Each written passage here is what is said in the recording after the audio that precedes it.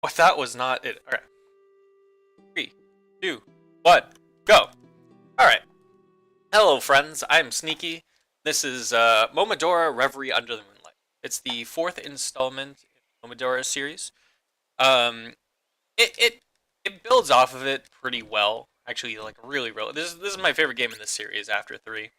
1 through 3 really do this, like, action platformer stuff, but it's really straightforward. Like, they're fairly linear. They're just really difficult games. This kind of takes that concept. It throws a couple of Souls-like inspirations into the mix, and a little bit of Metroidvania, and you end up with this really cool game that it's probably one of my top games of all time. Basically, the way I can explain the story is that we are a priestess named Kaho. She uses a maple leaf and a bow and arrow as her weapons. And she's basically trying to purify this curse that seems to have come from Karst City, which is where we're going right now. She wants to see if she can get an audience with the queen. That's so much for the story. I mean, there's very little after that. But what really shines is the gameplay here. You can roll, you've got some iframes, you can do a combo with your leaf, you can charge up your shot, your arrow, you can shoot 3 arrows, like so. And I mean, game is just really interesting. It's really diverse. There are a lot of items that you can use to finish off bosses. There isn't just one way to finish off bosses. I mean, at least in the casual way. There are a lot of items that you can get for free by no-hitting some of the bosses, which is what we're going to try to do today. And there are some that you can buy that you're probably not going to see, definitely not going to see in the speedrun. We're on our way to our first boss named Edea. We're actually pretty close. We just got another 2 or 3 to do. And basically the idea behind Edea is that she's this giant, like, millipede or centipede. And she's got a big pearl on her butt. That's pretty much her weak point, but we can also slash at her body. We're going to be summoning a fairy that shoots lasers from the sky for us, in hopes that she does a lot of damage. Unfortunately, there's a lot of RNG in where her lasers land. Yeah, so that wasn't very good, unfortunately. There we go. It's not a bad Edea. There actually is a quick kill for Edea, but it's like a 2-frame trick, and it's really not worth it.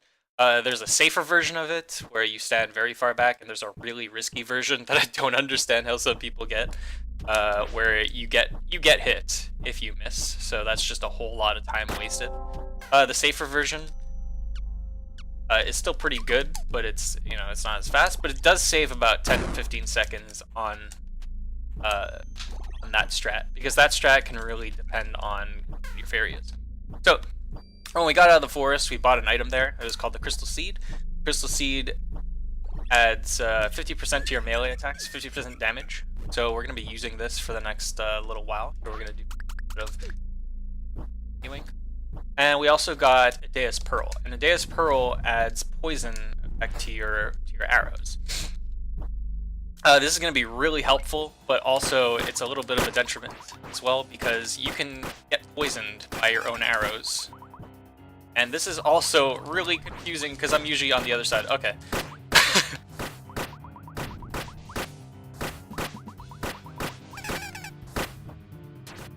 I'm usually on the other side of this fight, so that was really confusing. That was Mocha. Mocha's really annoying, but Lubella is also kind of annoying sometimes. Lubella can dive and make you about 15 seconds of your run, which is awful. She seems to be behaving right now, though. There we go. That was pretty good. That was pretty solid. Not the best Lubella, but like pretty solid. I did do a couple of rolls that I didn't want to do. You can basically dance around those balls that come down, but it's pretty rough to do. Sometimes you just lose your tempo, and yeah, you sort of forget where you are, and you're gonna have to do a roll, because if you get to the wrong area and you're about to get hit by one, like, there's nothing you can do but roll. for getting the no-hit kill on her, she gave us the Backman patch. And the Backman patch sort of... There's these things called Backman. They're kind of like they're somewhat of a staple in the Momodora series. These weird square-like things, and there are characters that toss them. Actually, I don't know if the character or the thing... I guess the thing is the patch, and the Backman is the thing that throws them. Yeah, basically, we got the Backman patch, and it just... shoots kind of like a flurry of these backmen, or just lets them fall from the ceiling, from the sky, and hits whatever it is that you want to hit. It actually does quite a bit of damage, and a really cool thing about them is that you can, in a couple of the boss rooms, you can skip the cutscenes, and you can actually, because you can skip the cutscenes, you can actually let off a backman patch before you skip the cutscene. And it allows you to hit the boss immediately as you skip the cutscene, like earlier than you would be able to if you watch the cutscene, which is really cool because it takes a couple of seconds to cast. So the backman patch is it's going to be really helpful for some of the bosses a little later on. We just came down here, we got the garden key, which is going to help us right after we kill the next boss. Right now, we're trying to get to Derelict Frida. There's a little bit of platforming here. It can be really difficult, actually. There are a lot of spikes around. Do something called a roll jump. I did right there. And a roll jump's a one-frame trick that you can do by by pressing jump and the roll button at the same time. And it is one of the faster ways of movement in this game. There are a lot of places that you can use it, where it's really helpful, but it can be really risky. Like if I were to do it here, I could potentially dive into the spikes, which I do not want to happen, obviously.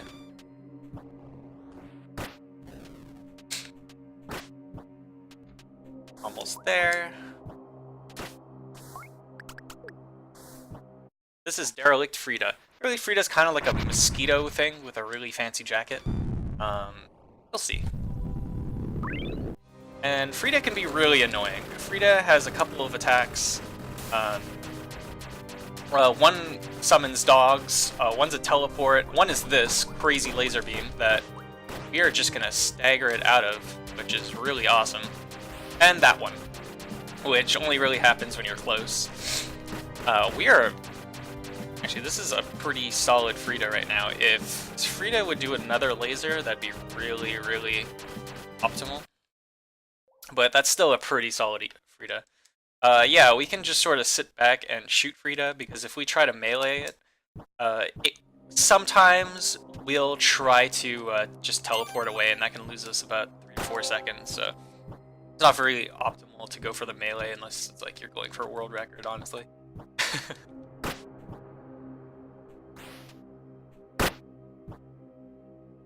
So, we killed Frida, we got the Sparse Thread. The Sparse Thread is a consumable, not a consumable, it's an item that sort of lets off this AoE attack. It sort of hits in a sphere, and it does quite a bit of damage. It's going to be really helpful for the bosses. Another thing I didn't mention, why this could sort of be, compared to Dark Souls, a lot of the consumable items will get replenished when you visit one of the bells. So you can hit a bell, or you can use a bell a little later for teleporting. And it's basically a save, but every time you hit one of those, you don't necessarily... you basically just replenish your consumables. If you kill enemies in an area, they will respawn if you come back into the area. It's not like they're gone until you hit a bell, so that doesn't really get borrowed, but I mean, the item thing kind of does. And that's pretty cool, honestly. Because a lot of them are really useful. And we hit quite a few saves. Alright, all gonna be nice. So far, so good. There we go. That was a pretty solid Lubella. Lubella can be extremely mean the second time around. Mostly because her attacks are a lot longer You didn't see it, but when I got hit, basically those little balls are spawning from the ground. They did that in the first fight too, or they can do that in the first fight too, but it only happens once. In this fight, it happens 3 times, so it's like absolutely have to roll out of the way. Otherwise, you're going to get hit, and you get hit for quite a lot because we don't really have a lot of hit points. So now we're a cat. We got the cat sphere. And we can now change from cat to human form as much as we want. Now, cat's really good at running. Cat's really fast, but cat can't use items or climb ladders, unfortunately. So we need to switch between cat and human form in order to do a lot of the platforming. We're going to try to stick to cat as much as possible, but unfortunately we can't. Also, you can do combos as a cat, but again, since you can't use items, it's not that great. It's actually better to be Kaho as a for all the bosses. Anyway, we're gonna talk to this dude. He's gonna tell us about the monastery. He's kind of like, don't do this. You know, there's a curse, something. You're gonna get caught by it. Don't do it. And we're just like, yeah, shut up. Have to save our village of Loon. I believe it's Loon or Lun. So this is a roll jump with an attack cancel, I guess. I feel like I made that sound fancier than it is. Basically, we're roll jumping, but at the end of a roll jump, there's a little bit of a fall off where we lose speed. So we can actually use a midair attack to cancel that's like slowdown. And we're going to be doing that a lot because it's the fastest method. So anytime there's sort of a straightaway, we're likely going to be doing that. It gets a little faster later on. Once we get the air dash. That was also a mini boss, by the way. Like over here, we need to run over to the grove. So we're going to try to do this as much as possible. Unfortunately, it's a hard trick. Well, for me at least. Personally, it's a lot easier to do on the keyboard, but I'm not really a fan of using the keyboard for doing the menuing. So I like to stick to the controller. There were actually some times where I used to practice runs. I would do keyboard for movement, so the entire start of the game I would use the keyboard, and then whenever I got to a boss I would switch to a controller, and it was working out pretty well. It was just really annoying because I had to have my keyboard and my controller in front of me, and I had to like toss my controller away when I had to get to a keyboard part. It got a little ridiculous, so I stopped doing it. Anyway, this is the Grove, Sacred Ordalia Grove. We come in here because there's a crest fragment. So I don't know if I explained crest fragments before. We got one after we killed Frida. Basically, a crest fragment gives us an ability, and it's also partly a key to bring us into Karst City later on. We need 4 crest fragments in order to get into Karst City. So we just got our second one. First one gave us the ability to charge our arrows quicker. This one gave us the ability to teleport between bells. So the reason why we ran over to the Forewarned Monastery before was to get that bell, and getting the crest fragment let us get there the fastest way possible. Technically, we could have gone to the Grove first, but that was the old route as far as I remember. And then this was found, and it was a lot faster. Actually, I kind of wonder how much faster it was. So, unfortunately, we skip a lot of the Cinder Chambers by just going straight to the boss. This is Arsonist. Arsonist is a pretty annoying boss. She can sort of teleport around, and it's annoying. I'm gonna concentrate a little bit here.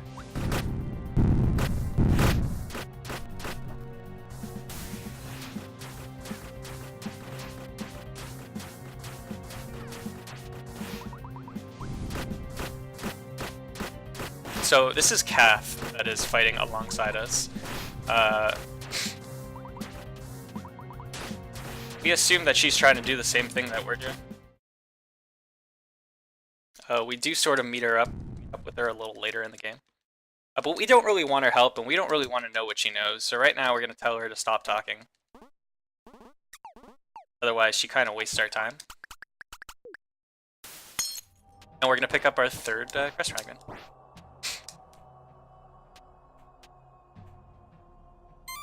So now we have the air dash, and we're going to do this neat roll, jump, attack, cancel, air dash thingy in the air. If I can get it. There we go. So this has become our fastest method of movement.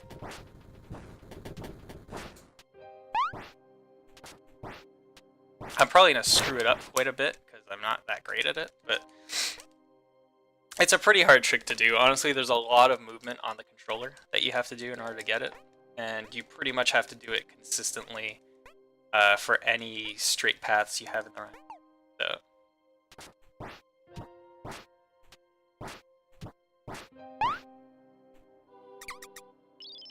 So we got the monastery key, and now we're gonna go to Pardoner Fennel. Pardoner Fennel is a really cool fight that we unfortunately destroy. And she gives us the Tainted Missive. You're going to see what I mean by destroy, because now that we have the Pocket and Sensory, it powers up the back and patch, which is awesome. So we're gonna use it right here. And see ya, Fennel. Fennel's one of those characters that's like, it's one of those boss fights that's really cool casually, because it's actually fairly difficult. Only because she has a lot of attacks. A lot of really, like, actually phenomenally amazing. Sorry, this is gonna sound like fanboying over here, but honestly, the attacks look so good, and they're just so amazing. Easily one of the coolest bosses in the game. And she hurts quite a bit if you're not careful. But yeah, she gave us the Tainted Missive, and behind her she had the last Karst fragment. So we were able to get into this, which is the Royal Pinacoteca. This is the last area before we get to Karst Castle. We have one boss fight to do and a lot of platforming ahead of us. This platforming is really, really dangerous. I dread it every time I have to do it, only because there's about a minute of platforming that you have to do, and then you have to kill a boss, and it's all without getting a checkpoint. So it's really easy to either die here, because we're on normal, we have so little hit points. It's really easy to die here, or get hit by the boss, and have to do it all over again.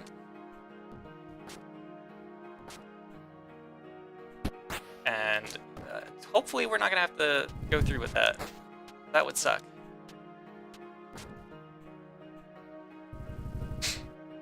So basically, we got the Sealed Wind. The Sealed Wind is gonna let us upgrade our Leaf a little later on in the game.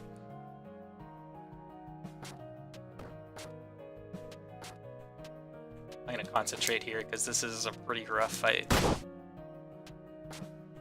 One of those things where it can be really fast, but something bad happens,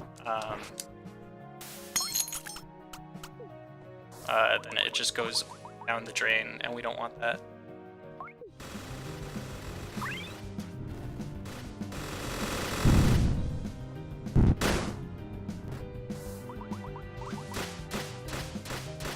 Fortunately. Oh, wow, okay. That was scary. So, that was Magnolia and Lupiar, or Lupiar and Magnolia. A very, very scary fight. Because Lupiar can be really annoying. That fight. Sorry, my heart's like right now. Basically, her movements are pretty erratic at the start of the boss fight. she can pretty much do whatever she wants. She has a role that she can do. She can get staggered, she can roll twice, she can pretty much do whatever she wants, and it kind of hurts the run. Or it can absolutely hurt the run, like, really hard if she does any of those, because you may have to waste, like as I did there, I used both of my sparse threads. You can actually, the most optimal way is to kill her with only one sparse thread. But if she makes any of her little movement changes, that's when things get pretty scary. That Magnolia is pretty much a pushover.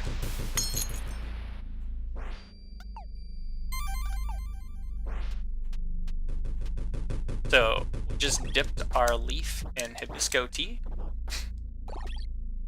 I thought was hibiscus for the longest time, although it may be the exact same thing. I have no idea. And now our leaf is green and does a lot more damage.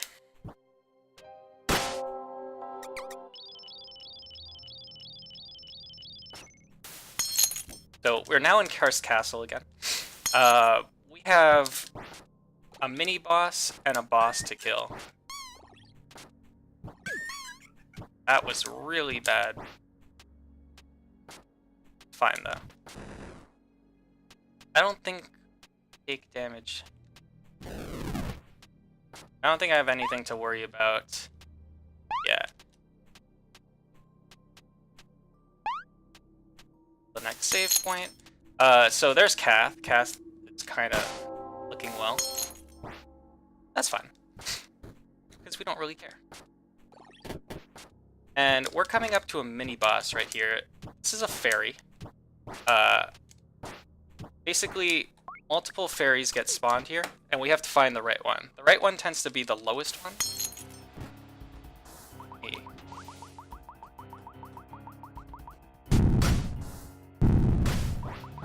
Unfortunately, I didn't get the one cycle. I'm getting the worst spawns ever. Right. That was a mini boss. A much more, not really difficult mini boss. I actually took a lot of damage that I should not have taken there, but she was also spawning in the worst places possible. I'm a little scared for this part because I can actually die. If I get hit by a grenade, if I get hit by one of the sword-wielding skeletons coming up, I can die, and I really do not want to. Alright.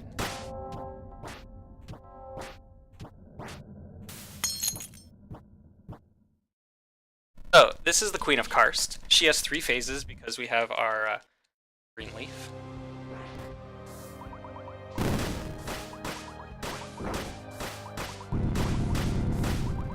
That was her first phase. That's actually really specific to do.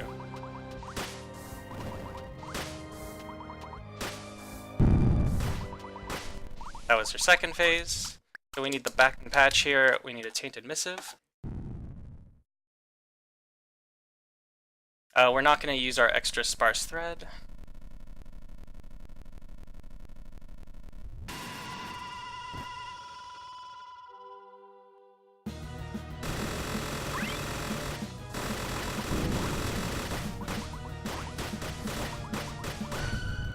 Oh, you're kidding me!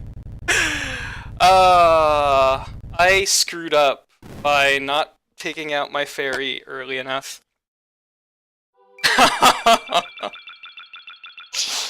Oh, today's been a train wreck. And that just, wow. That was the Queen of Karst. I sort of made a mistake at the very last phase. Actually, I made a mistake in 2 phases. I could have saved about 2 or 3 seconds. In the first phase, I made the mistake of not jumping early enough. So basically, or no, in the second phase. The first phase was perfect. The second phase, the second she disappears, you can jump up and get ready to use your,